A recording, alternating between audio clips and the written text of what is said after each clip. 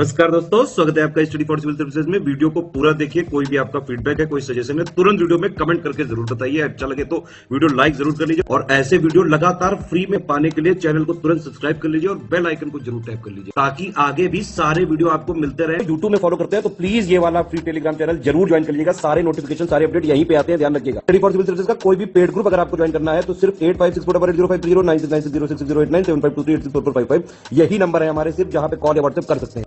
Instagram पे हमारा page जरूर फॉलो कर लीजिएगा, स्टडी फॉर सिविल .सर्विसेज है। ट्विटर पे हमको जरूर फॉलो कर लीजिएगा, @study for civils है। नमस्कार दोस्तों, स्वागत करता हूं मैं आप सभी का आपके अपने channel study for civil services में। एक लेक्चर सीरीज़ हम आपके साथ चला रहे हैं जहां पे यूपीपीसीएस के पुराने वर्षों के मेंस पेपर हम लोग डिस्कस कर रहे थे। आज इसी क्रम में वर्ष 2021 के GS2 का डिस्कशन शुरू करेंगे।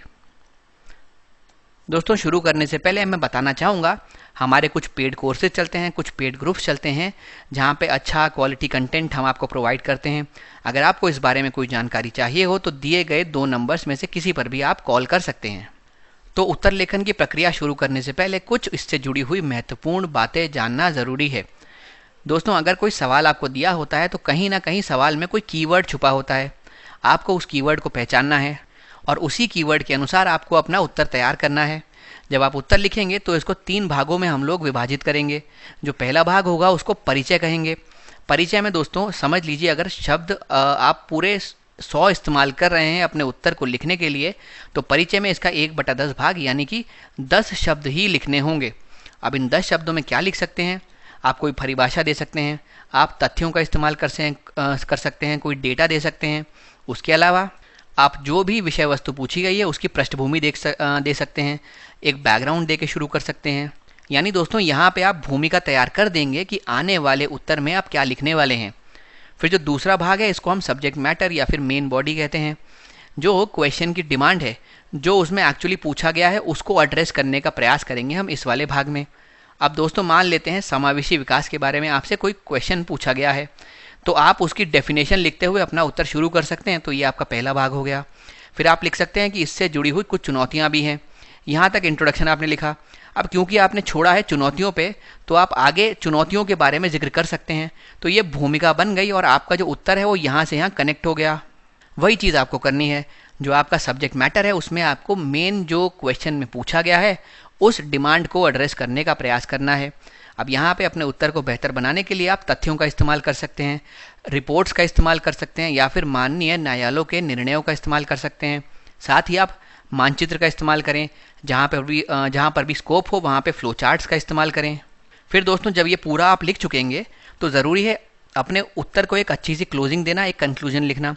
तो तीसरे पार्ट को हम लोग कंक्लूजन कहते हैं। इसमें हम लोग कोशिश करते हैं कि अपना उत्तर समाप्त करें एक संतुलित तरीके से, यानी जो भी आपने बात कही है ना उसके पक्ष में बहुत ज़्यादा लिख दें ना उसके विपक्ष में लिखें। आप बैलेंस्ड रखें अपनी अप्रोच और साथ में आशावादी रखने की कोशिश करें। यानी मान लीजिए आपने कुछ चुनौतियां लिखी हैं, आपने कुछ समस्याएं लिखी हैं तो उनका समाधान भी आगे होगा। अगर आप 1 2 3 4 5 करके कोई उपाय अपनाएंगे तो हाँ, समाधान हो जाएगा। तो ये दिखाता है आपने आशावादी दृष्टिकोण पे अपने उत्तर को समाप्त किया है। साथ में कोशिश करें सकारात्मक रखें अपने निष्कर्ष को, बहुत ज़्यादा किसी के बारे में आलोचना ना करें यहाँ पे। और अल्टीमेटली अगर संभव हो तो यहाँ पे एक समाधान देने का प्रयास करें तो आपका जो उत्तर होगा वो सल्यूशन ओरिएंटेड लगेगा कि आपको मालूम है क्या चुनौतियाँ हैं, लेकिन आपने उनको एड्रेस करने के लिए अपने कंक्लूजन में एक सल्यूशन भी लिख दिया। अब दोस्तों शुरू करते हैं आज हमारा पहला सवाल। यहाँ पे हमसे नॉन गवर्नमेंटल ऑर्गेनाइजेशन के बारे में क्वेश्चन पूछा गया है, यानी गैर सरकारी संगठन के बारे में पूछा गया है। नीति निर्माण की प्रक्रिया में आपको NGOs की भूमिका पर विवेचना करनी है। आपका कीवर्ड हो गया विवेचना करना, यहाँ पे हो गया डिस्कस में आपको कुछ नहीं करना, NGO की भूमिका को बस विस्तार से बता देना है। या तो चाहें तो पॉइंट में लिखें या चाहें तो पैराग्राफ में लिखें, लेकिन ये भूमिका को विस्तार से आप बता दें। तो दोस्तों शुरू करने के लिए इंट्रोडक्शन में हम ये लिख सकते हैं कि भाई क्या रोल रहता है सिटीजन का और सिविल सोसाइटी का देश के डिसीजन मेकिंग प्रोसेस में, यानी नागरिक का और नागरिक समाज की क्या भागीदारी रहती है या फिर उसकी भागीदारी की क्या भूमिका रहती है देश में निर्णय लेने के प्रक्रिया में। उसके बाद दोस्तों आप नॉन गवर्नमेंटल ऑर्गेनाइजेशन पे आ जाएंगे सीधा, क्योंकि यहाँ पे उसी के बारे में पूछा गया है और आप बता सकते हैं कि उनकी क्या भूमिका रहती है पॉलिसीज़ के निर्माण में और वो कितने हद तक इसमें इन्वॉल्व होते हैं, इसके बारे में आप लिखिए। यहाँ पे एग्जाम्पल देना बहुत ज़रूरी है क्योंकि दोस्तों जो एनजीओ संबंधित प्रश्न होते हैं, जो सेल्फ हेल्प ग्रुप या फिर स्वयं सहायता समूह से संबंधित प्रश्न होते हैं, इनमें जब तक आप उदाहरण नहीं देंगे तब तक आपका जो उत्तर है वो इनकम्प्लीट रहेगा, वो अधूरा रहेगा। आपने कुछ लिखा है, फिर उसके साथ इसका एग्जाम्पल दीजिए। इसके अलावा दोस्तों इस उत्तर को आप ऐसे भी शुरू कर सकते हैं जहाँ पे आप नॉन गवर्नमेंटल ऑर्गेनाइजेशन के बारे में बताएं कि वो क्या होती है, उसकी परिभाषा लिखें या उससे संबंधित कुछ पृष्ठभूमि दे दें। दोस्तों इस उत्तर को शुरू करने के लिए आप ये लिख सकते हैं कि एक डेमोक्रेसी में यानी एक लोकतंत्र में कंसल्टेशन का बहुत महत्व होता है। और वो कैसे आएगा? जन भागीदारी से। जनता को इन्वॉल्व करेंगे जब आप नीति निर्माण के प्रोसेस में, उनसे कंसल्ट करेंगे, तो ही एक्चुअल सेंस में आप डेमोक्रेसी वाले सभी रोल निभा पा रहे हैं। और दोस्तों अगर ऐसा होता है तो लोगों का सरकार पर विश्वास बढ़ता है। लोग सोचते हैं कि हमसे पूछा जा रहा है, इसका मतलब जो भी नीतियां तैयार हो रही हैं वो हमको लक्षित करते हुए होंगी, उनके लाभ हम तक असल में पहुंच पाएंगे और वो सिर्फ पेपर पे ना रहते हुए ग्राउंड रियलिटी या ज़मीनी स्तर पे इम्प्लीमेंट हो पाएंगी, उनका कार्यान्वयन बेहतर हो पाएगा। और इस पूरे प्रोसेस में जो जन भागीदारी की बात करें, कंसल्टेशन की बात करें, इन सबको बढ़ावा देने के लिए नॉन गवर्नमेंटल ऑर्गेनाइजेशन बहुत इंपॉर्टेंट रोल प्ले करते हैं एक डेमोक्रेसी में, एक लोकतंत्र में। तो इस प्रकार से दोस्तों आप इंट्रोडक्शन देके अपना उत्तर शुरू कर सकते हैं। फिर आप यहाँ पे एनजीओ के रोल के बारे में लिख सकते हैं कि समय समय पे देखा गया है इसने एनवायरनमेंट प्रोटेक्शन के लिए रोल निभाया है या पर्यावरण के संरक्षण में अहम भूमिका निभाई है। उसके अलावा कम्युनिटी के डेवलपमेंट की हम बात करें, कैसे एक समुदाय का, एक समाज का इसने विकास किया है, उसमें भी इसकी अहम भूमिका रहती है। उसके अलावा लोगों में अवेयरनेस जनरेशन में इसकी भूमिका रहती है, यानी जागरूकता फैलाने में बहुत अहम भूमिका निभाता है। ये एक सोशल सर्विस या फिर सामाजिक सेवाएं प्रदान करने के लिए माध्यम की तौर पे काम करता है। अब जैसे आमतौर पे सरकार को ये चिंता रहती है कि भाई अवेयरनेस नहीं है चीज़ों को लेके, तो उसके लिए भी ये अहम भूमिका निभाता है। जैसे आप यहाँ पे किसी एनजीओ का नाम दे सकते हैं, मान लीजिए एसर नाम दे दिया आपने, जो कि प्रथम द्वारा चलाई जाती है, प्रथम एक एनजीओ है।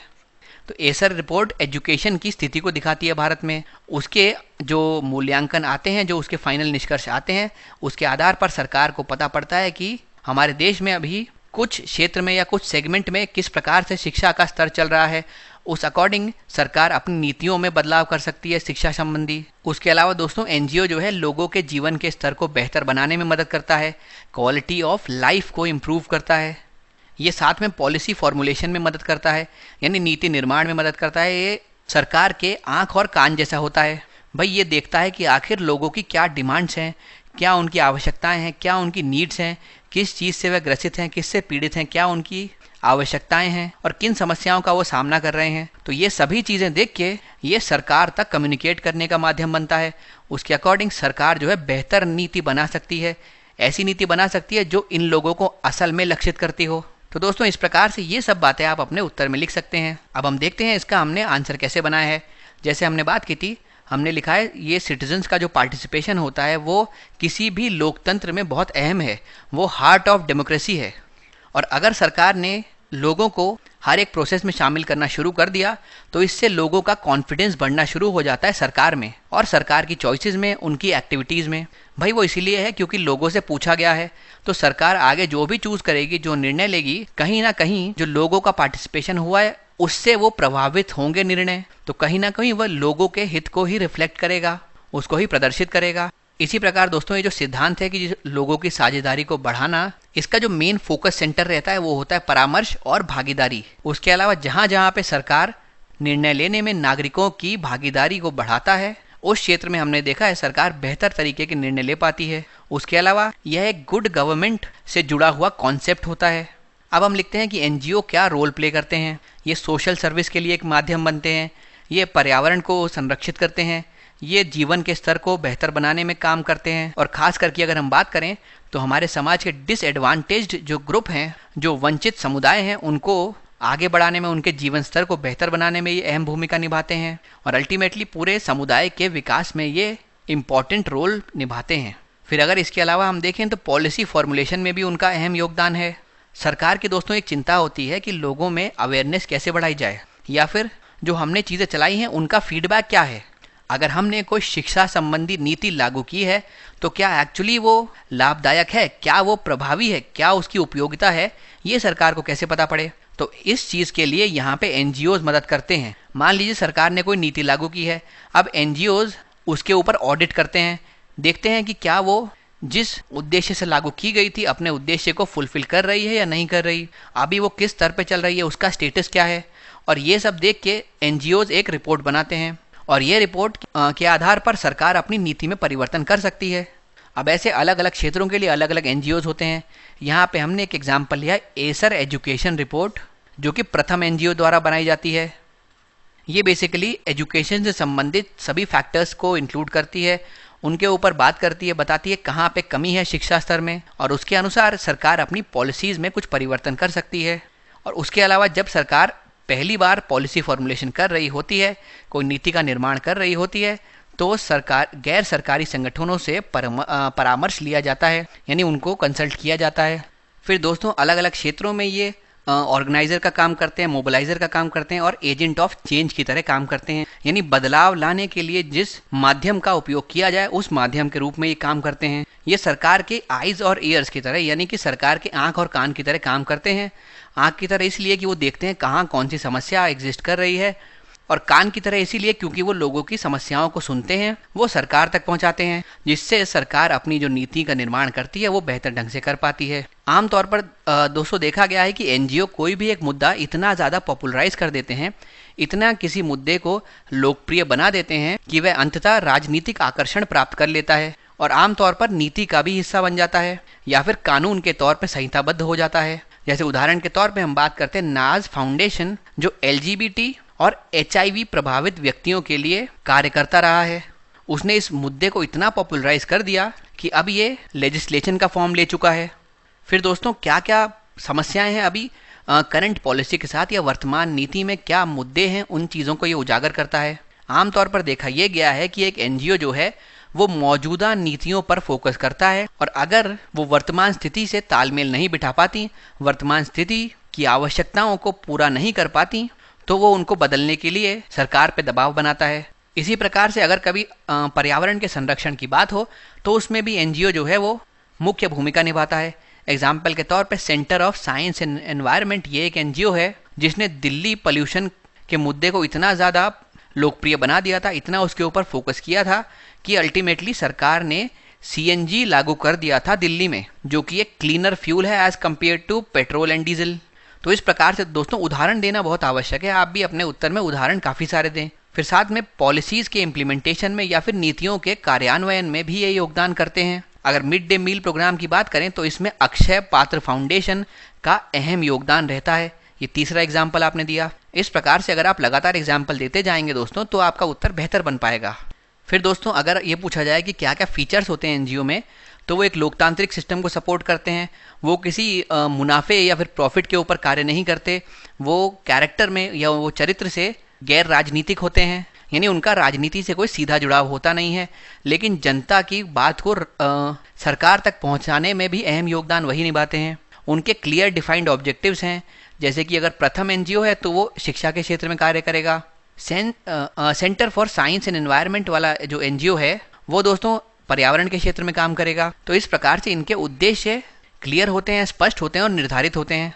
कोई एक्सटर्नल कंट्रोल उन पे बहुत लिमिटेड होता है या आमतौर पर नहीं होता है। उनका वॉलंटरी होता है कैरेक्टर। उनका जो क्षेत्रफल है जहाँ पे वो कार्यरत होते हैं, जहाँ वो सक्रिय होते हैं, वो काफ़ी वाइड होता है। इसी वजह से उनकी जनता तक पहुंच बहुत बेहतर होती है। हालांकि उनको फाइनेंशियल सपोर्ट की ज़रूरत होती है, तो अलग अलग स्रोतों से उनका वित्त पोषण किया जाता है और दीर्घकालिक जो परियोजनाएं हैं उनमें वो अहम इंटरेस्ट दिखाते हैं।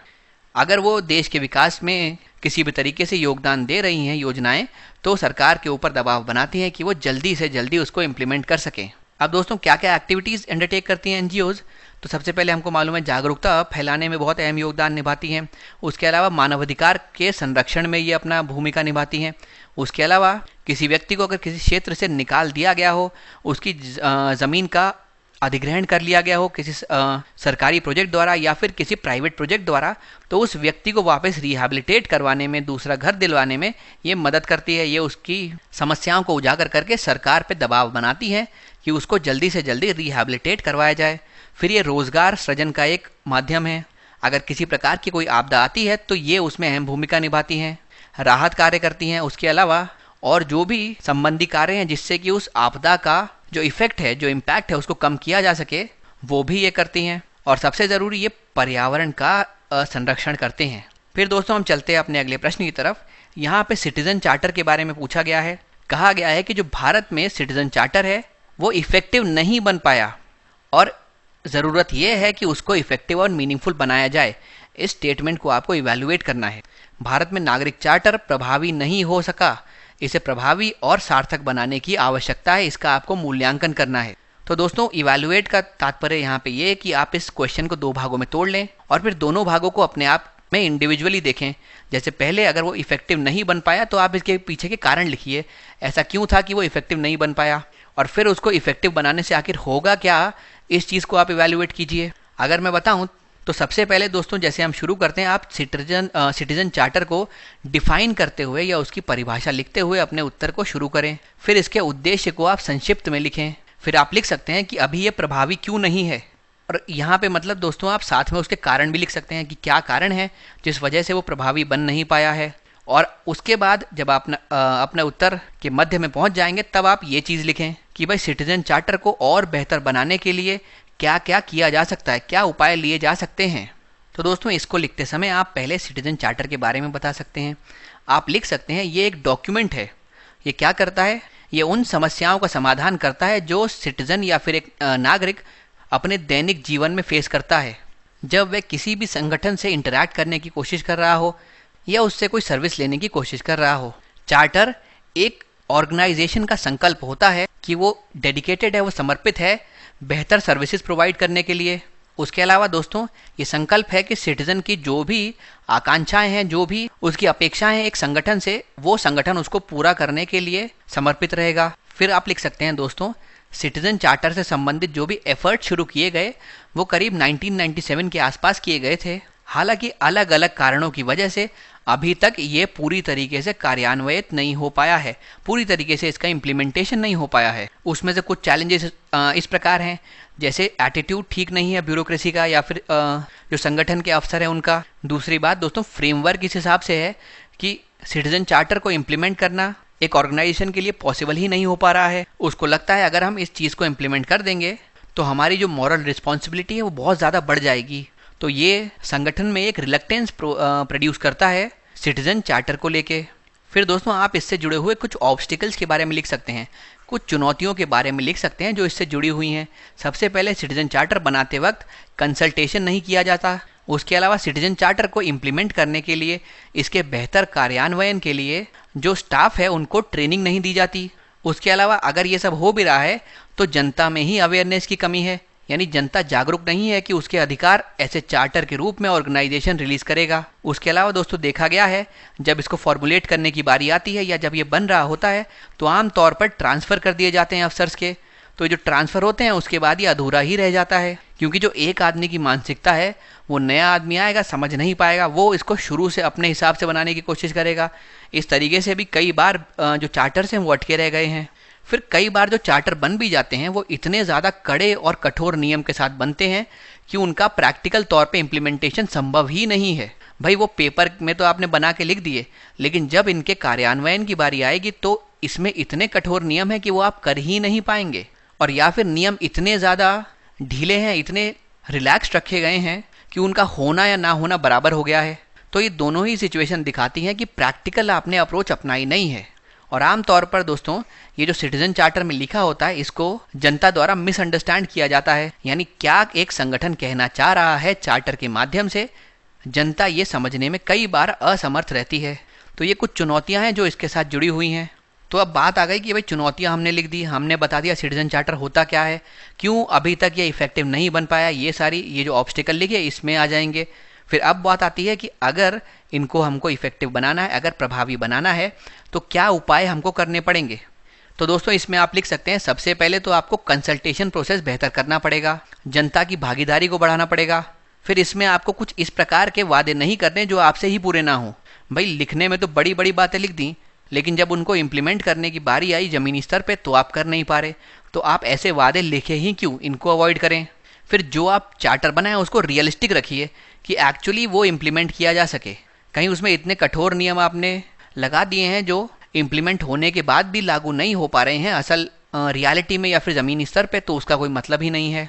बहुत ज़रूरी है डिपार्टमेंट खुद एनालिसिस करे कि हमारे किस क्षेत्र में एक नागरिक को क्या क्या ज़रूरतें हो सकती हैं और कैसे उसकी ज़रूरतें अटक सकती हैं, कैसे उसकी समस्याएं यहाँ उत्पन्न हो सकती हैं, इन सब के बारे में सोच के, इन सब का विश्लेषण करके फिर आप एक चार्टर तैयार करिए, तो आप नागरिकों को बेहतर तरीके से सर्व कर पाएंगे।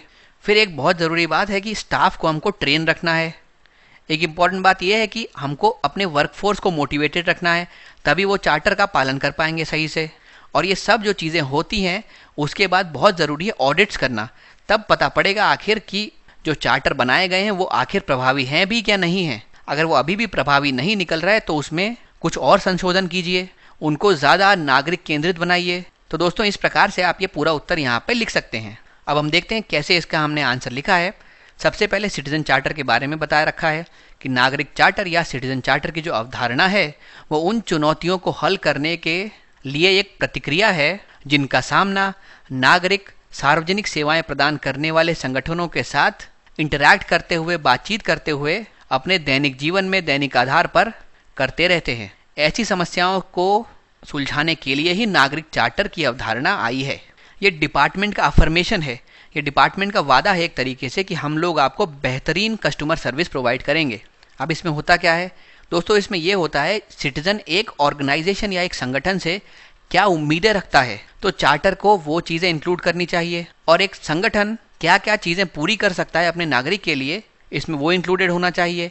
इनफैक्ट इसमें यह भी इंक्लूडेड होना चाहिए कि जो एक संगठन है वो नागरिकों से क्या अपेक्षा रखता है। फिर दोस्तों ये जो एफर्ट था ये 1997 के आसपास शुरू किया गया था भारत में, और अभी भी लेकिन ये पूरी तरीके से इम्प्लीमेंट हो नहीं पाया है क्योंकि कई सारे चैलेंजेस आते रहे हैं, जैसे कि ब्यूरोक्रेटिक स्ट्रक्चर जो है वो इसके फेवर में नहीं है, उसके अलावा जो वर्कर का एटीट्यूड है वो अच्छा नहीं है। इन सब कारणों के चलते इसको इम्प्लीमेंट करना, इसको लागू करना सरकार के लिए बहुत कठिन होता चला जा रहा है। तो दोस्तों कौन कौन से यहाँ पे ऑब्स्टिकल्स आते हैं इनको लागू करते समय? सबसे पहले तो कंसल्टेशन प्रोसेस पे ध्यान ही नहीं दिया जाता। जब आप नागरिक की यहाँ पे राय ही नहीं लेंगे तो आप कैसे उसको नागरिक केंद्रित बना पाएंगे। उसके अलावा दोस्तों ये ज़रूरी है कि जो स्टाफ है उसको प्रॉपर ट्रेनिंग मिले, प्रॉपर उसका ओरिएंटेशन किया जाए, वरना जो भी कमिटमेंट्स, जो भी वादे किए गए हैं चार्टर में, वर्कफोर्स उसको निभा ही नहीं पाएगी। तो ट्रेनिंग की ज़रूरत है, अवेयरनेस की ज़रूरत है। उसके अलावा चार्टर बनते समय जो भी अफसर वहाँ पे तैनात किए जाते हैं, चार्टर बनने के बीच में ही उनका ट्रांसफर्स देखे गए हैं, उनको रीशफल कर दिया जाता है, जिसके कारण इसको पूरी तरीके से प्रिपेयर नहीं किया जाता और फाइनली ये सिटीजनसी नीड को भी मीट नहीं कर पाता। उसके अलावा दोस्तों जनता में भी अवेयरनेस की कमी है, क्लाइंट एजुकेशन की कमी रही है। कई बार जो चार्टर बना है उसमें नियम इतने कठोर कर दिए गए हैं या इतने ढीले कर दिए गए हैं कि प्रैक्टिकल लाइफ में वो पॉसिबल है ही नहीं, वो अनवर्केबल हैं। और ये देख के जो नागरिक हैं उन पे एक नेगेटिव इम्पैक्ट पड़ता है।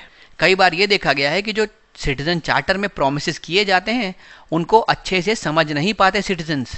इसीलिए इन संगठनों को करना ये चाहिए कि अपने चार्टर को इस प्रकार डिज़ाइन करें कि वो सिटीजन्स के, नागरिकों के आसानी से समझ में आ सके। फिर दोस्तों क्या क्या किया जा सकता है, जैसे कि हमने बताया, बेहतर आपको सर्विस देनी है अगर कंज्यूमर्स को, तो आपको टेम्पटेशन वाले प्रोमिसेस करना बंद करना पड़ेगा। आप ऐसे वादे मत करिए जो उपभोक्ताओं की अपेक्षा बढ़ा दें और बाद में आप उनको पूरा ही ना कर पाएँ। आपको अपने चार्टर को रियलिस्टिक रखना ज़रूरी है। ऐसी चीज़ें बोलिए, ऐसे वादे करिए जो एक्चुअली आपका संगठन पूरा कर सकता हो। फिर आपको अपने डिपार्टमेंट को ही एनालाइज करना पड़ेगा, उसके सिस्टम को देखिए, एनालाइज करिए, प्रोसीजर्स को देखिए और फिर देखिए कहाँ पे समस्याएं फेस करते हैं नागरिक। उन चीज़ों को आप अपने सिटीजन चार्टर में इंक्लूड करिए। बहुत ज़रूरी है स्टाफ को ट्रेन करना।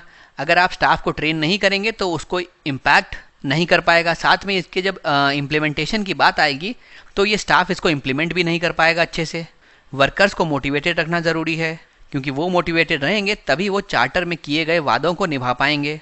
कंसल्टेशन प्रोसेस को बहुत इंपॉर्टेंस देने की ज़रूरत है। अगर आप ये करेंगे तब आप चार्टर को बेहतर तरीके से नागरिक केंद्रित बना पाएंगे। उसके अलावा दोस्तों एक बार आप जब ये पूरा चार्टर बना लें, इसके कार्यान्वयन हो रहा हो, तब आप ऑडिट करिए।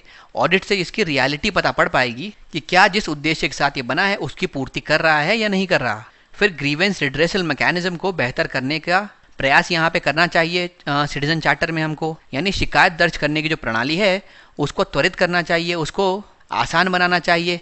अभी वह जटिल तंत्र बना हुआ है और साथ में ये प्रयास करना चाहिए कि शिकायत निवारण प्रणाली भी बेहतर बनाई जा सके। फिर दोस्तों हम चलते हैं अपने तीसरे प्रश्न की तरफ। यहाँ पे हंगर और पॉवर्टी से संबंधित प्रश्न हमारे सामने है। पूछ रहा है कैसे जो इश्यूज हैं related to hunger and poverty Bharat में वो इलेक्टोरल पॉलिटिक्स पर प्रभाव डाल रहे हैं। यानी भारत में भूख और गरीबी से संबंधित मुद्दे किस प्रकार से चुनावी राजनीति पर प्रभाव डाल रहे हैं, इसके बारे में आपको लिखना है। तो दोस्तों, ये लिखने के लिए आप शुरुआत में हंगर और पॉवर्टी से संबंधित कुछ डेटाज का उल्लेख कर सकते हैं। भाई अभी भारत में क्या स्टेट है, इस संबंध में क्या उसका स्टेटस है, वो आपको बताना होगा। फिर वर्तमान स्थिति के बारे में बता के आप जब उत्तर शुरू कर चुके हों, आगे जाके आप इस बारे में चर्चा कर सकते हैं कि भारत में चुनावी राजनीति के समय ये दोनों मुद्दे किस प्रकार से भूमिका निभाते हैं और किस प्रकार से ये लोक लुभावन राजनीति का हिस्सा बनते हैं। दोस्तों, तो इस क्वेश्चन का आंसर करते वक्त एक तो आपको याद रखना है, बहुत सारा आपको डेटा लिखना होगा। आपको हंगर संबंधी डेटा लिखना होगा, आपको पॉवर्टी संबंधी डेटा लिखना होगा। तो इस प्रकार के कम से कम भूख पे, गरीबी पे, निर्धनता पे कुछ कुछ डेटा अपने पास हमेशा तैयार रखें। अब अगर इस क्वेश्चन की बात करें तो आप ऐसे शुरू कर सकते हैं। आप लिख सकते हैं कि भाई इंडिया जो है वो पिछले कई सालों में ग्रोथ तो उसकी बहुत अच्छी हुई है, लेकिन दो समस्याएं अभी भी एग्जिस्ट कर रही हैं और वो दोनों हैं भूख और गरीबी। फिर आप यहाँ पे अलग अलग डेटा लिख सकते हैं, जैसे कि सेंसस 2011 का डेटा आप लिख सकते हैं, जिसमें आप कह सकते हैं कि भाई 65 मिलियन पॉपुलेशन जो है वो ऐसे क्षेत्रों में रहती है जहाँ पे बेसिक इंफ्रास्ट्रक्चर तक नहीं है। यानी ये ऐसे क्षेत्रों में रहती है जहाँ पे बुनियादी ढांचे का भी अभाव है। इसके कारण इस क्षेत्र में चांसेस ऑफ डिजीज़ बहुत जल्दी बढ़ते हैं, यानी बीमारियां बहुत तेज़ फैलती हैं। फिर उन बीमारियों को टैकल करने के लिए प्रॉपर जो है हेल्थ के इंफ्रास्ट्रक्चर है नहीं, उसके अलावा प्रॉपर फूड नहीं है, न्यूट्रिशन नहीं है। तो इन सब के चलते हुए ये लोग धीरे धीरे स्टारवेशन की तरफ आगे चले जाते हैं, यानी ये लोग भूखमरी की तरफ चले जाते हैं। तो दोस्तों, जो गरीबी है वो कहीं ना कहीं भूखमरी को और बढ़ाती है, और भूखमरी के कारण लोगों के जॉब वॉब छिन जाते हैं, उनको अच्छे से पैसा नहीं मिलता, वेतन नहीं मिलता, तो इससे गरीबी और बढ़ती है। आपस में दोनों ही फैक्टर्स इंटर रिलेटेड हैं। अब यहाँ पे आप ग्लोबल हंगर इंडेक्स जैसे डेटा लिख सकते हैं। तो इस प्रकार से तो आप अपने उत्तर की भूमिका तैयार कर सकते हैं। फिर दोस्तों, आप ये लिख सकते हैं, जब हम वोटिंग की बात करते हैं, जहाँ से एक सरकार के निर्माण की शुरुआत होती है, तो उसमें जो है पुअर डिसएडवांटेज जो सेक्शन है वो ज़्यादा वोटिंग करता है as compare to rich section. यानी जो हमारे समाज में समृद्ध वर्ग है वो कम वोटिंग करता है और गरीब वर्ग ज़्यादा वोटिंग करता है। गरीब में भी अगर मैं बात करूं तो गांव में लोग ज़्यादा वोटिंग करते हैं as compare to urban areas. और जब हमने यूनिवर्सल एडल्ट फ्रेंचाइजी का कॉन्सेप्ट लागू किया तो ये इसी गरीबों की आवाज़ की तरह इमर्ज किया है, उनकी आवाज़ बन के उभरा है। अब वोटिंग के बाद जो भी सरकार बन के आती है, जो सत्तारूढ़ी सरकार होती है, या तो वो प्रो पुअर हो सकती है जिसमें वो पुअर का ध्यान देगी, या फिर वो गरीबों के वोट तो ले लेती है लेकिन उन पे ध्यान नहीं देती। लेकिन इन गरीबों को एक्सपेक्टेशन बहुत होती है, इनको अपेक्षा होती है कि सरकार इनके लिए कुछ कार्य करेगी, इनका विकास करेगी। ये नई सरकार आएगी वह इनके उत्थान के लिए नई नई स्कीम्स लाएगी जिसके अंतर्गत ये लोग लाभान्वित होंगे। लेकिन देखा गया है कई बार जो सरकार है वो पॉवर्टी रिडक्शन पे इतना ध्यान देती नहीं है। फिर दोस्तों, आप इसको 3 क्षेत्रों में डिवाइड कर सकते हैं। एक तो आज़ादी के तुरंत बाद, तब सरकार एक तो रिसोर्सेज के डिस्पर्जल का काम किया करती थी, यानी संसाधनों के वितरण का कार्य सरकार के पास हुआ करता था, और साथ में इकोनॉमी को भी देखा करती थी। फिर दोस्तों आते हैं 1991 के इकोनॉमिक रिफॉर्म्स या फिर एलपीजी रिफॉर्म्स। उसके बाद सरकार का जो कार्य है वो सीमित रह गया था बस एक पॉलिटिकल एंटिटी तक, और संसाधनों के वितरण का कार्य चला गया था मार्केट फोर्सेस के पास, क्योंकि यहाँ पे जो है मार्केट रूल करने लगा था। फिर अभी काफ़ी समय बाद जो सरकार आई है, पिछले 1 दशक से आप बात करें तो गरीबों के लिए और समाज के असमर्थ वर्गों के लिए काम कर रही है, उनके लिए कार्यरत है, उनके विकास के लिए नीतियाँ बना रही है। जैसे कि भले ही मैं एम्प्लॉयमेंट की बात करूँ तो प्रधानमंत्री कौशल विकास योजना जैसे प्रोग्राम चल रहे हैं।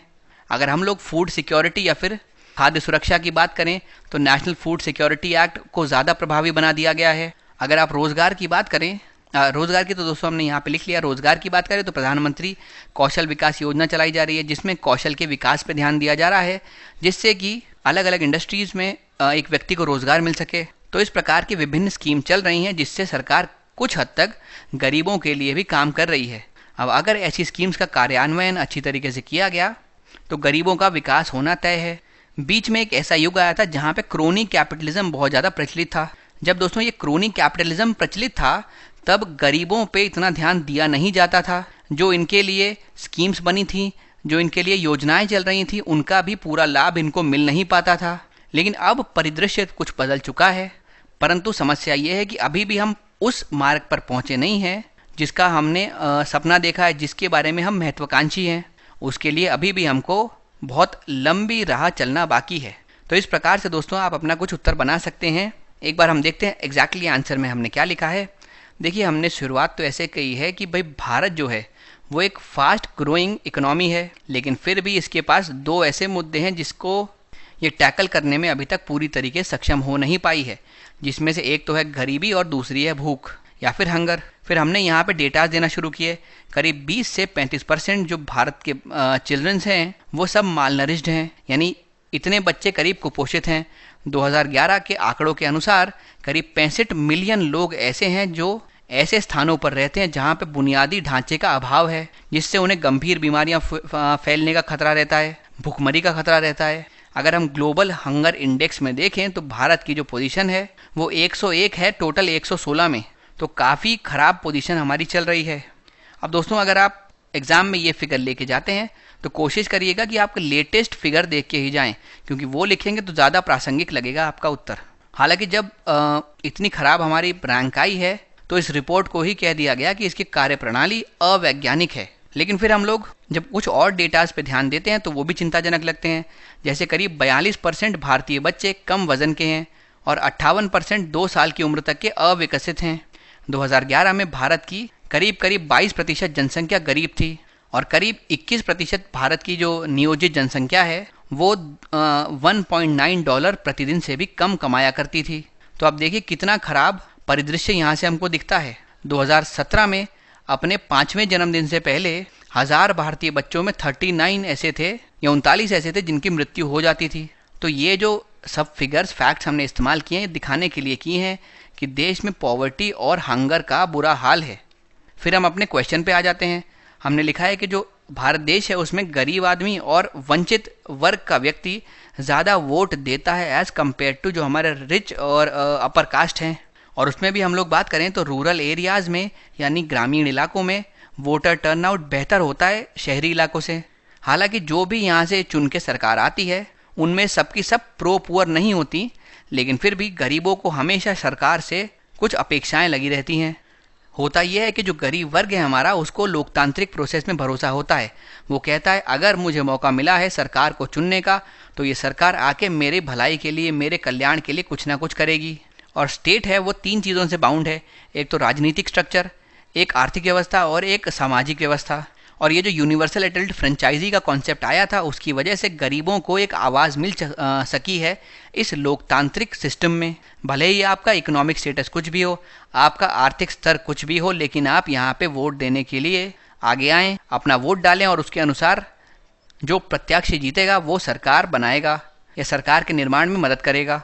हालांकि इसका मतलब ये नहीं है कि डेमोक्रेसी होगी तो देश में गरीबी नहीं होगी, देश इक्वल होगा, जस्ट होगा, यानी न्यायपूर्ण होगा, सब कुछ समान होगा। इसमें ऐसे देशों में देखा गया है असमानता बहुत ज़्यादा फैली हुई है।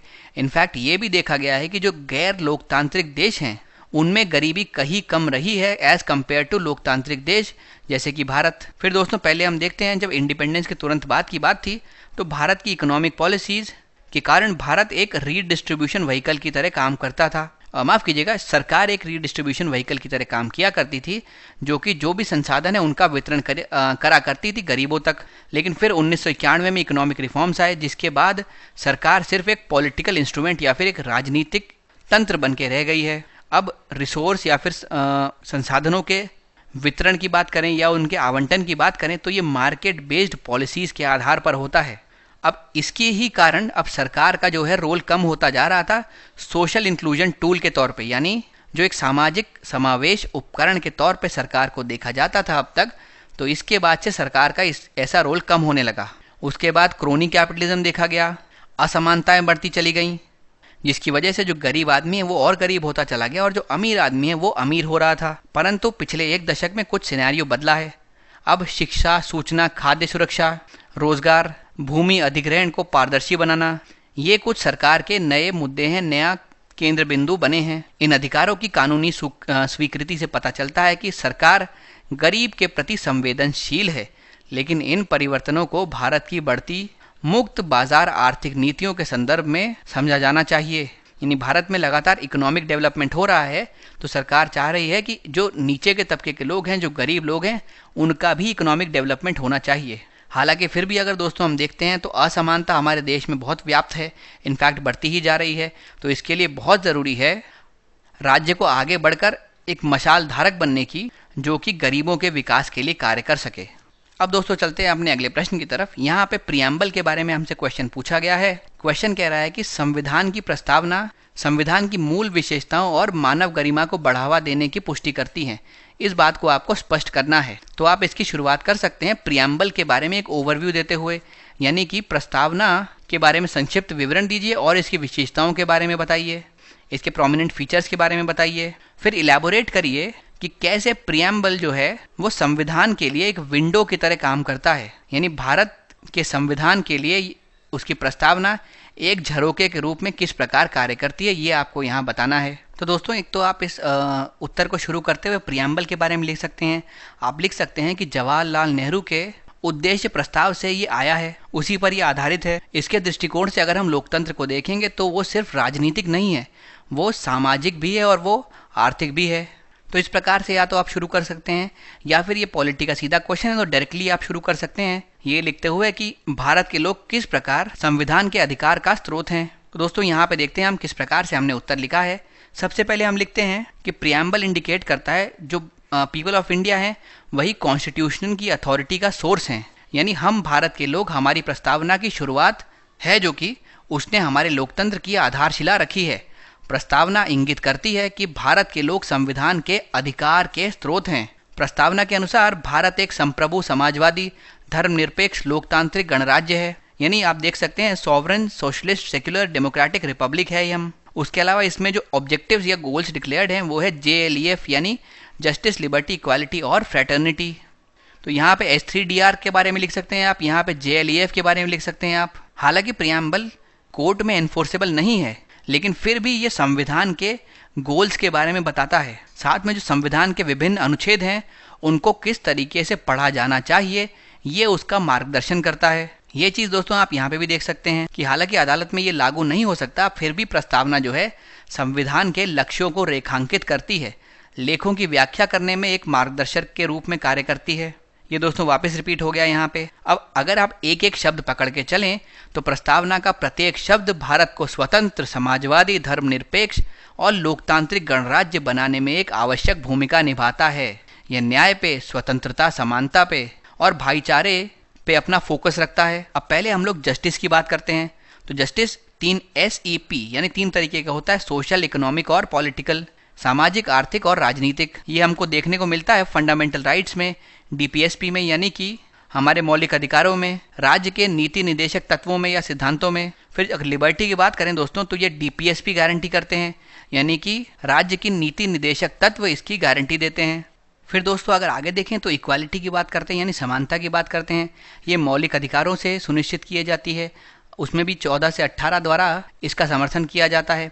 फिर फ्रेटर्निटी या फिर बंधुत्व की बात करें या फिर भाईचारे की बात करें तो मौलिक अधिकारों द्वारा इसको सुनिश्चित किया जाता है। DPSP या फिर राज्य के नीति निदेशक तत्वों द्वारा किया जाता है।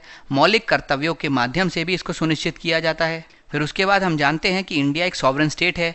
सॉवरन यानी कि एक संप्रभु राज्य है और किसी और के इंटरफेरेंस के बिना वह अपने निर्णय स्वयं बना सकता है, स्वयं ले सकता है। तो यानी यह अपने निर्णय लेने के लिए स्वतंत्र है। फिर अगर हम बात करें तो हम लोग सेक्युलर हैं, तो यानी भारत एक धर्मनिरपेक्ष राज्य है, उसका कोई धर्म नहीं है। सभी धर्मों के साथ यह समान व्यवहार करता है और सभी धर्मों का सम्मान किया जाता है भारत के द्वारा। फिर दोस्तों डेमोक्रेटिक है। डेमोक्रेटिक यानी कि लोकतांत्रिक है। यहाँ पे पब्लिक का रूल चलता है, तभी हम ये चीज़ समझते हैं of the people, by the people, for the people term से, यानी जनता का, जनता के द्वारा और जनता के लिए। फिर रिपब्लिक भी है, यानी कोई भी ऐसा पब्लिक ऑफिस नहीं है जो इनहेरिटेड हो हमारे यहाँ। तो गणतंत्र यहाँ पे हमने लिखा है, वही बात लिखी है, कोई सार्वजनिक कार्यालय ऐसा नहीं है जिसमें कोई फैमिली रूल चल सके या इनहेरिटेड हो या फिर विरासत के तौर पे किसी को पास ऑन हो सके। उसके अलावा दोस्तों जो संविधान है वो मानवीय गरिमा को प्रोत्साहित करता है, उसको बढ़ाने के लिए प्रावधान बनाता है। ये हर एक व्यक्ति को जस्टिस, इक्वालिटी, लिबर्टी और फ्रैटर्निटी प्रोवाइड करता है, यानी प्रत्येक व्यक्ति को न्याय, समानता, स्वतंत्रता और बंधुत्व या फिर भाईचारे के तत्वों को प्रदान करता है। यह व्यक्तिगत गरिमा की रक्षा करता है। तो इसीलिए हम कह सकते हैं दोस्तों जो प्रियम्बल है वो संविधान के आइडेंटिटी कार्ड की तरह इस्तेमाल किया जा सकता है और उसके सबसे फंडामेंटल कंपोनेंट्स को भी एग्जेम्प्लीफाई करता है। यानी कि प्रस्तावना संविधान के पहचान पत्र के रूप में कार्य करती है और इसके सबसे मौलिक घटकों को भी यह परिलक्षित करती है। इस प्रकार से एक पॉजिटिव नोट पे आप अपना उत्तर समाप्त कर सकते हैं। अब दोस्तों, अगर आपके मुख्य परीक्षा में इस प्रकार का सवाल आता है कि प्रस्तावना की स्थिति क्या है और किस प्रकार से ये इवॉल्व होते आई है या ये बदलते आई है, तो हम इसका उत्तर इस प्रकार लिख सकते हैं। संविधान में प्रस्तावना को शामिल करने पर सर्वोच्च न्यायालय द्वारा कई बार चर्चा की गई है। इसके बाद में हम जब दो मामले पढ़ते हैं, दो केसेस के बारे में पढ़ते हैं, तो इसको बेहतर समझा जा सकता है। सबसे पहले हम बेरूबरी मामले की बात करेंगे। इसे संविधान के अनुच्छेद 143 के क्लॉज 1 के तहत एक संदर्भ के रूप में इस्तेमाल किया गया था, जो कि बेरूबरी संघ से संबंधित भारत पाकिस्तान समझौते के कार्यान्वयन और परिक्षेत्रों के आदान प्रदान पर था, जिसे 8 न्यायाधीशों की एक पीठ द्वारा विचार के लिए तय किया गया था। बेरूबरी में कोर्ट ने यह फैसला लिया था कि जो प्रियम्बल है, हालांकि ये जो हमारे प्रस्तावना के निर्माता हैं, उनकी सोच को समझने के लिए एक अहम भूमिका निभा सकता है, लेकिन फिर भी इसको संविधान का हिस्सा ना माना जाए और इसी वजह से इसको कोर्ट में लागू नहीं किया जा सकता। फिर आता है केशवानंद भारती केस 1973 का। इसमें 13 जज की बेंच बैठी थी। पहली बार ऐसा हुआ था जब 13 जज की बेंच कोई रिट पिटीशन को कंसिडर करने के लिए बैठी हो। कोर्ट ने कहा कि अब से प्रियम्बल को संविधान के एक इंटीग्रल एलिमेंट के रूप में समझा जाएगा। हालांकि प्रियम्बल कोई सुप्रीम अथॉरिटी नहीं है, प्रस्तावना कोई सर्वोच्च अधिकार नहीं है, किसी प्रतिबंध का स्रोत नहीं है, लेकिन यह विधियों और संवैधानिक आवश्यकताओं की व्याख्या करने के लिए महत्वपूर्ण है। बाकी चीज़ों को समझने के लिए यह महत्वपूर्ण है। फिर एक 1995 का केस हुआ था, union government versus LIC of India. उसमें सुप्रीम कोर्ट ने कहा कि हाँ, प्रियम्बल जो है वो भारत के संविधान का एक इंट्रिंसिक हिस्सा है, यानी एक आंतरिक हिस्सा, एक अभिन्न भाग है, लेकिन इसको सीधी तरीके से कोर्ट में लागू नहीं किया जा सकता। अब दोस्तों, हम चलते हैं अपने अगले प्रश्न पे।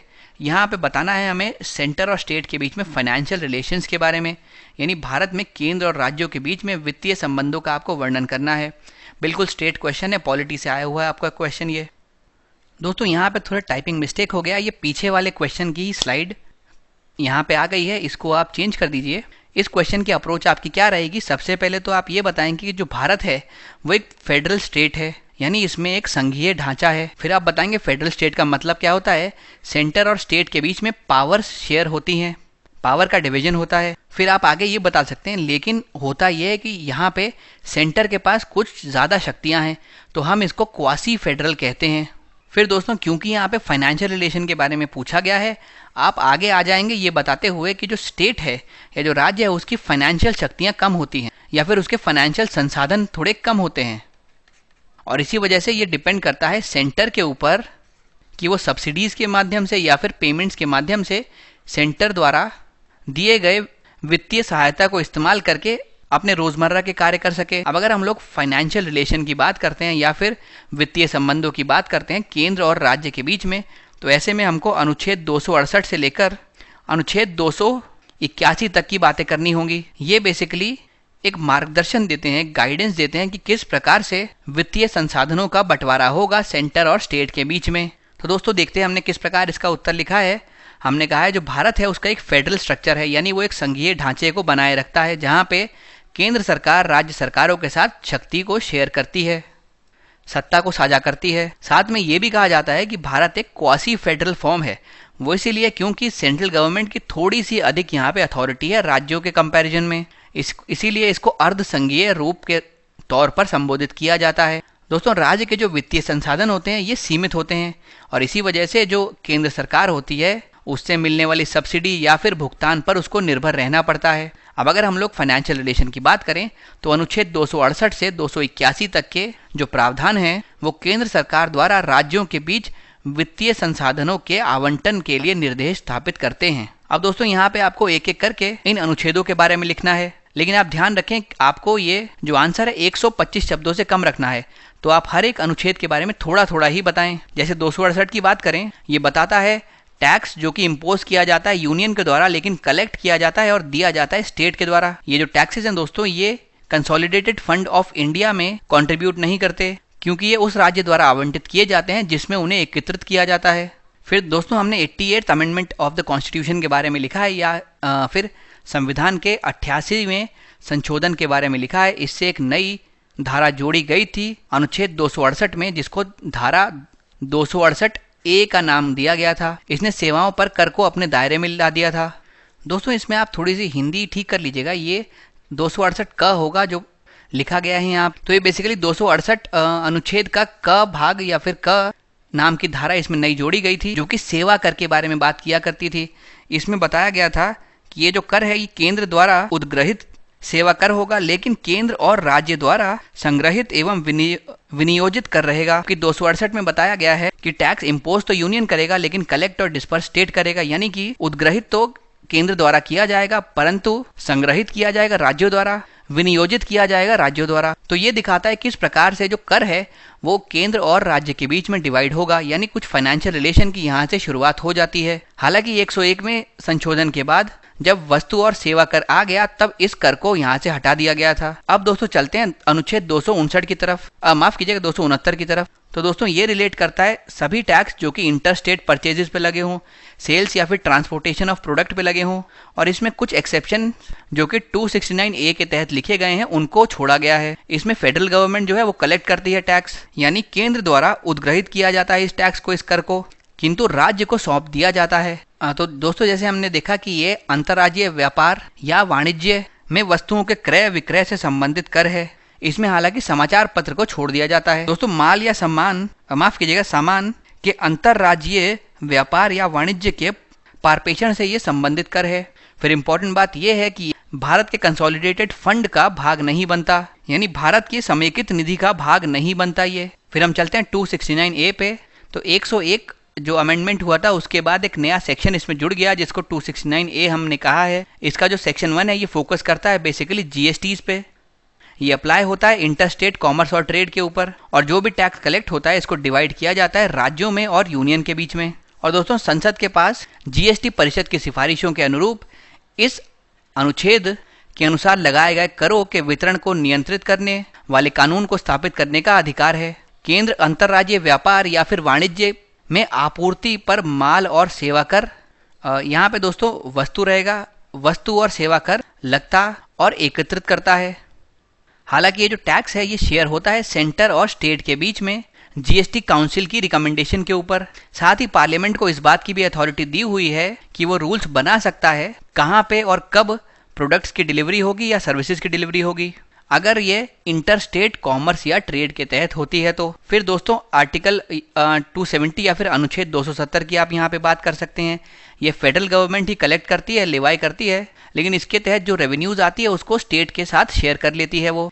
101 अमेंडमेंट के तहत इसमें 2 न्यू सब क्लॉजेज ऐड किए गए थे, एक 1A था और एक 1B था। भाई जीएसटी के लगने के बाद जो सेंटर और स्टेट के बीच में टैक्स का विभाजन था वो काफ़ी हद तक ऑल्टर हो गया था। अब दोस्तों देखते हैं आर्टिकल 271 को। इसमें लिखा है कि गुड्स और सर्विसेज जो टैक्स है उसके अलावा जो 246A में रिफर्ड है, पार्लियामेंट के पास ये अथॉरिटी है कि वो इंक्रीज कर सकती है टैक्स या लिवाई कर सकती है किसी भी क्षण एडिशनल फी के तौर पर। अब जितने भी सरचार्जेस लगाए जाएंगे वो कंसोलिडेटेड फंड ऑफ इंडिया में जाएंगे। पार्लियामेंट टैक्स कलेक्ट तो करेगा लेकिन उसको रीडिस्ट्रीब्यूट नहीं करेगा स्टेट्स के साथ। फिर दोस्तों आप अनुच्छेद 280 के बारे में बता सकते हैं। इसमें वित्त आयोग की स्थापना के बारे में बताया गया है।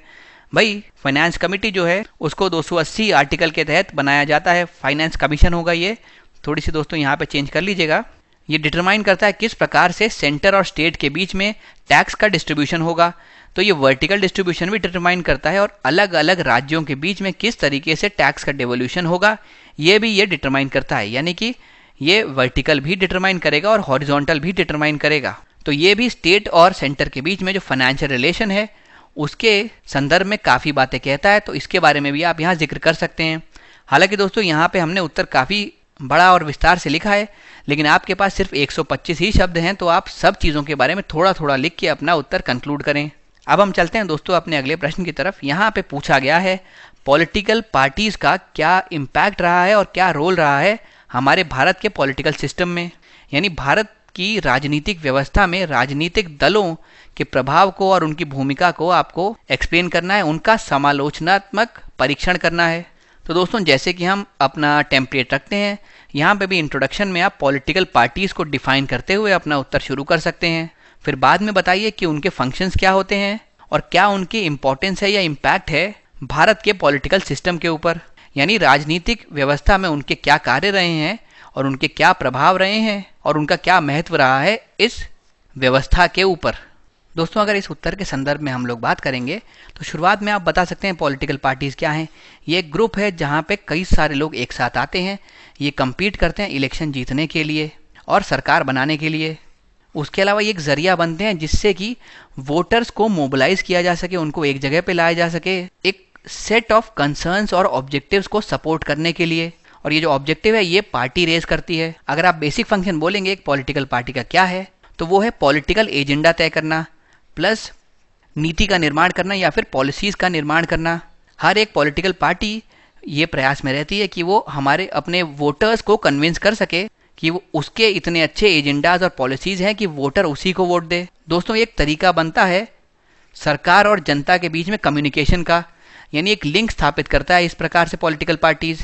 ये पॉलिटिकल पार्टीज़ में 3 चीज़ें अहम तौर पे ज़रूरी हैं। एक तो लीडर्स जो कि इस पार्टी का प्रतिनिधित्व करते हैं, उसके अलावा वोटर्स या इसके सपोर्टर्स जो इसको सपोर्ट करते हैं, और तीसरा इसमें एक्टिव पार्टिसिपेंट जो बाकी मेंबर बनते हैं, जो पार्टी द्वारा प्रचार की गई नीतियों के कार्यान्वयन में इंपॉर्टेंट भूमिका निभाते हैं, उनके प्रचार में भूमिका निभाते हैं और पार्टी रिलेटेड और जो वर्क होते हैं उनमें अहम योगदान देते हैं। तो इस प्रकार दोस्तों एक आप ब्रीफ इंट्रोडक्शन के साथ शुरू कर सकते हैं। फिर आप बता सकते हैं एक पॉलिटिकल पार्टी की रिस्पॉन्सिबिलिटी क्या होती है, एक राजनीतिक दल की प्रमुख भूमिका क्या होती है। तो आप लिख सकते हैं कि विभिन्न प्रकार के पर्पजेज ये सॉल्व करती है, जैसे कि सबसे पहले तो सरकार बनाने के लिए ये कम्पीट करती है, उसके अलावा पॉलिसीज़ और प्रोग्राम्स को हाईलाइट करती है, उसके अलावा गवर्नमेंट ने जो पॉलिसीज़ को अप्रूव किया है, जो सरकार ने नीतियाँ बनाई हैं, उसको ये बेहतर दिशा दिखाती है, बेहतर डायरेक्शन देती है।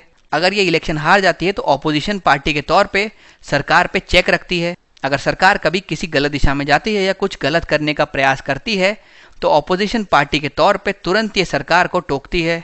तो यहाँ पे ये प्रेशर ग्रुप की तरह भी काम करती है, यानी दबाव समूहों की तरह काम करती है। तो इस प्रकार दोस्तों आप रिस्पॉन्सिबिलिटी फंक्शंस भी लिख सकते हैं। अब एक बार हम देखते हैं कैसे हमने इसका उत्तर बनाया है। सबसे पहले हमने पॉलिटिकल पार्टी या फिर राजनीतिक दल को परिभाषित करा है। क्या होता है, गैदरिंग ऑफ इंडिविजुअल्स है, यानी बहुत सारे लोग एक साथ आते हैं और वो लोग साथ मिल के इलेक्शन में कम्पीट करते हैं और फाइनली सरकार बनाने के लिए प्रयास करते हैं।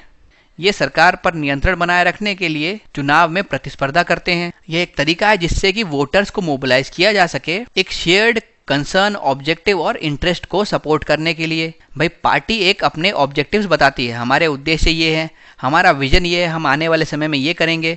अब इस जो सेट है इससे जो भी अट्रैक्ट होता है, जो लोग इससे जुड़ाव महसूस करते हैं वो इकट्ठे होते हैं और वो इस पार्टी को वोट डालते हैं। तो इस तरीके से जो पार्टी है ये वोटर्स को मोबिलाइज करती है अपने उद्देश्य, अपना मैनिफेस्टो दिखा के। उसके अलावा दोस्तों पॉलिटिकल पार्टी का बेसिक फंक्शन होता है कि वो पॉलिटिकल एजेंडा और पॉलिसीज बनाती है या फिर राजनीतिक एजेंडा बनाती है और नीतियों को स्थापित करती है। इसके अलावा प्रत्येक पार्टी जनता को यह समझाने का प्रयास करती है कि उसकी नीतियां अन्य दल से कैसे बेहतर हैं। तो अगर हम बात करें तो एक तरीका है, एक माध्यम है जिससे कि जनता सरकार के साथ कम्युनिकेट कर सकती है।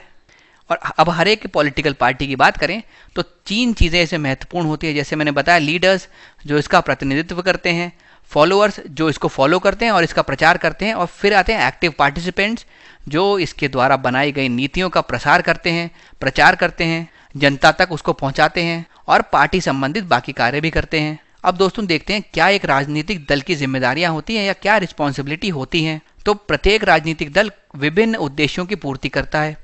उनमें से कुछ इस प्रकार हैं, जैसे कि सबसे पहले तो उम्मीदवारों को नामांकित करता है जिससे वे चुनाव में खड़े हो सकें। हालांकि संयुक्त राज्य में तो उम्मीदवारों के चयन पार्टी के सदस्यों और समर्थकों द्वारा किया जाता है, लेकिन भारत में उम्मीदवारों का चयन पार्टी के नेताओं द्वारा किया जाता है। फिर हर एक राजनीतिक दल अपनी अलग अलग नीतियां बनाता है, कार्यक्रम बनाता है और उसी के आधार पर यह मतदाताओं को आकर्षित करने का प्रयास करता है। ये एक लाइक माइंडेड लोगों को एक साथ लाने का एक माध्यम बनता है, यानी समान विचार रखने वाले जो व्यक्ति हैं उनको एक साथ एक मंच पे लाने का ये एक माध्यम बनता है, जिससे कि उनकी नीतियां एक दिशा की तरफ डाइवर्ट हो सकें। यह सरकार की अनुमोदित नीतियों को दिशा प्रदान करता है। अगर ये इलेक्शन नहीं भी जीतता तो विपक्षी दल के रूप में सरकार को नियंत्रण में रखने का कार्य करता है। सरकार की अगर कोई विफलताएं होती हैं तो उसकी आलोचना करता है। अगर सरकार किसी गलत तरफ जा रही होती है तो विरोध करता है। तुरंत सवाल पूछता है। यानी राजनीतिक दल जो है वो जन भावना को प्रभावित करते हैं। उसके अलावा ये सरकार पे दबाव समूहों जैसे दबाव बनाने का भी रोल प्ले करते हैं। उसके अलावा जनता के सामने आने वाली समस्याओं को समाधान करने के लिए भी अभियान चलाते हैं। ये लोग सरकार तक एक आसान पहुंच बनाते हैं नागरिकों की। तो यानी कि ये संचार की सुविधा प्रदान करते हैं नागरिकों के बीच में और सरकारी अधिकारियों के बीच में। फिर दोस्तों अगर हम सिग्निफिकेंस की बात करें तो भाई एक बात तो तय है, एक लोकतंत्र होने के साथ राजनीतिक दल जुड़ा हुआ है। अगर राजनीतिक दल कहीं नहीं है तो लोकतंत्र भी वहां मौजूद नहीं हो सकता। ये राजनीतिक दल के महत्व को, उनके कार्य को स्पष्ट करता है। अगर कोई राजनीतिक दल कहीं एग्जिस्ट नहीं कर रहा है तो हर एक कैंडिडेट इंडिपेंडेंट चुनाव में खड़ा होगा। तो अकेला आदमी खड़ा होकर ये नहीं कह सकता कि मैं नीति में बदलाव करवा दूंगा, कि मैं कोई बड़ा चेंज ले आऊंगा, क्योंकि ऐसा करने के लिए आपको एक समूह बनाना पड़ेगा, आपके साथ और लोग इकट्ठे करने पड़ेंगे। तो अगर इंडिविजुअल कैंडिडेट एक चुनाव में खड़ा भी हो गया तो वो ये गारंटी नहीं दे सकता कि वो कुछ सिग्निफिकेंट पॉलिसी चेंजेस ला सकता है जनता के लिए। साथ ही वो अकाउंटेबल भी नहीं होगा, क्योंकि जब वो कह ही नहीं रहा कि मैं कुछ बड़ा चेंज ला पाऊंगा तो देश का विकास किस प्रकार करेगा और जनता का भला किस प्रकार करेगा।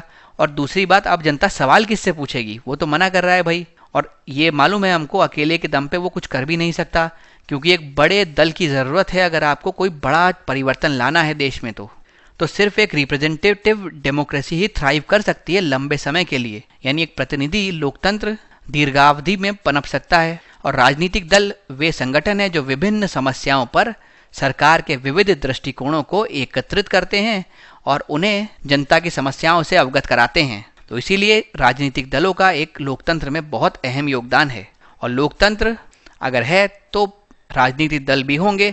अगर राजनीतिक दल मौजूद नहीं है तो वह एक लोकतंत्र नहीं बन सकता, कम से कम सही मायनों में तो नहीं ही बन सकता। अब दोस्तों हम चलते हैं अपने अगले प्रश्न की तरफ। यहाँ पर पार्लियामेंट्री कमिटीज़ के बारे में क्वेश्चन पूछा गया है। वो क्या रोल प्ले करती हैं भारत के पार्लियामेंट के फंक्शनिंग में, ये आपको बताना है। यानी भारतीय संसद के कामकाज में संसदीय समितियाँ क्या भूमिका निभाती हैं, इसका वर्णन आपको करना है। तो दोस्तों जैसे हम अपना टेम्पलेट रखते हैं वैसे ही यहाँ पे रखेंगे। पार्लियामेंट्री कमिटीज़ को सबसे पहले डिफाइन करेंगे, उनको परिभाषित करेंगे, फिर उनके पर्पस के बारे में लिखेंगे, फिर लिखेंगे क्या उनके साथ जुड़े हुए इंपॉर्टेंट फीचर्स हैं, यानी क्या विशेषताएं हैं। फिर दोस्तों इतना लिखने के बाद हम ये लिखेंगे कि क्या इंपॉर्टेंट योगदान वो निभाती हैं पार्लियामेंट के लिए और वो क्या महत्व रखती हैं पार्लियामेंट के लिए, यानी उनके द्वारा भारत की राजनीति में क्या भूमिका निभाई जाती है और भारतीय संसद के लिए वो क्या महत्व रखती हैं, इसके बारे में आपको यहाँ पे चर्चा करनी होगी। तो दोस्तों इसको आप उत्तर करते समय ये लिख सकते हैं कि भाई पार्लियामेंट्री कमिटीज़ एक ग्रुप होता है जिसमें एमपीज़ होते हैं दोनों हाउसेज से, यानी दोनों ही सदन से संसद इसमें मौजूद होते हैं, माफ़ कीजिएगा सांसद इसमें मौजूद होते हैं। इसका कार्य होता है कि एनालाइज करे और डिबेट करे बिल्स के ऊपर, और फिर फाइनली इस प्रकार की डिबेट्स के बाद ये पार्लियामेंट को या फिर पार्लियामेंट का मार्गदर्शन करे। अब दोस्तों होते ये है कि भाई जो बिल्स बनते हैं उसमें कई सारे टेक्निकल मुद्दे भी जुड़े होते हैं। टेक्निकल मुद्दे आम आदमी के समझ में आते नहीं, तो इसीलिए उनको किसी special committee, special technical expertise वाली कमेटी को देना चाहिए जो उन मुद्दों को समझ सके, उन पे बहस कर सके, उनमें क्या कमी है, क्या उनमें अच्छी चीज़ है, इस पे बात कर सके। इसके लिए यहाँ पे पार्लियामेंट्री कमेटी हैंडी रहती है, यानी वो अहम योगदान निभाती हैं। तो इसी कारणवश दोस्तों ये एमपी को एक प्लेटफॉर्म प्रोवाइड करती हैं जिसमें वो डोमेन एक्सपर्ट से बात कर सकें। अब दोस्तों यहाँ पे आप किसी भी बिल का एग्जाम्पल दे सकते हैं। भाई कोई एक अगर XYZ करके बिल है तो उसके संबंध में जो लॉ बनाते हैं, जो विधायिका है, उसके जो सदस्य हैं, उनको तो एक्सपर्ट नॉलेज होती नहीं है। तो जब ये पार्लियामेंट्री कमेटी में आएगी, इसमें एक्चुअली लोगों को एक्सपर्ट नॉलेज होती है, इसमें एक्सपर्ट्स मौजूद होते हैं। तो इस बिल के क्या क्लॉज सही हैं, क्या कुछ चीज़ें गलत हैं, क्या बदलाव इसमें होने चाहिए, ये सब यही पार्लियामेंट्री कमेटी सुनिश्चित करती है। ये उसके ऊपर क्रॉस पार्टी कंसेंसस बिल्ड करती है। इस पूरी चीज़ को पढ़ने के बाद ये जो कमेटी है ये फाइनली एक रिपोर्ट जारी करती है। तो इस प्रकार से दोस्तों आप इसमें लिख सकते हैं। फिर आप डिपार्टमेंट रिलेटेड स्टैंडिंग कमिटीज़ के बारे में भी यहाँ पे लिख सकते हैं कुछ। अब दोस्तों हम देखते हैं किस प्रकार हमने उत्तर बनाया है। यहाँ भी दोस्तों मैं वही कहूँगा, ये उत्तर बहुत कॉम्प्रिहेंसिव बनाया गया है। आप कोशिश करें कि इसमें से जो भी आपको पॉइंट्स अच्छे लगे उनको निकाल लें और उनके आधार पर आप अपना एक आंसर तैयार कर लें। पहले हमने डिस्क्राइब किया है पार्लियामेंट्री कमेटी होती क्या है, संसदीय समितियां क्या होती हैं, दोनों सदन के और सभी दलों के सांसदों को साल भर एक समूह में संगठित करती हैं ये, और इन्हीं को हम लोग संसदीय समितियां कहते हैं। यानी इनको इस तौर पे डिफाइन किया जा सकता है कि एक कमिटी है जहाँ पे दोनों ही हाउसेस से कई सारे मेंबर्स हैं और इसमें सभी पार्टीज़ का रिप्रेजेंटेशन है। ये स्मॉल ग्रुपिंग्स है जहाँ पे एमपी क्या करते हैं दोस्तों, कोई बिल होता है उसको एनालाइज करते हैं कि उसमें कौन सा क्लॉज सही है कौन सा गलत है। उसके अलावा मिनिस्ट्री से संबंधित बजट्स को भी यहाँ पे एनालाइज किया जाता है। जो कॉम्प्लेक्स जो जटिल इश्यूज़ होते हैं उनको यहाँ पे डेलिब्रेट किया जाता है, उनके ऊपर बातचीत की जाती है। वो इसीलिए क्योंकि इनको टेक्निकल एक्सपर्टीज़ की ज़रूरत होती है और इस कमिटी में ये मौजूद होती है। साथ में कमिटी एक प्लेटफॉर्म की तरह काम करती है जो मेंबर्स को डोमेन एक्सपर्ट से और गवर्नमेंट अथॉरिटी से मिलवाती है, जिसकी वजह से किसी भी बिल पे या किसी भी बजट के ऊपर एक एक्सपर्ट ओपिनियन मिल सकता है। अब दोस्तों हमने एग्जाम्पल लिया यहाँ पे health and family welfare committee का, जिसने सरोगेसी बिल 2016 को कंसिडर किया था।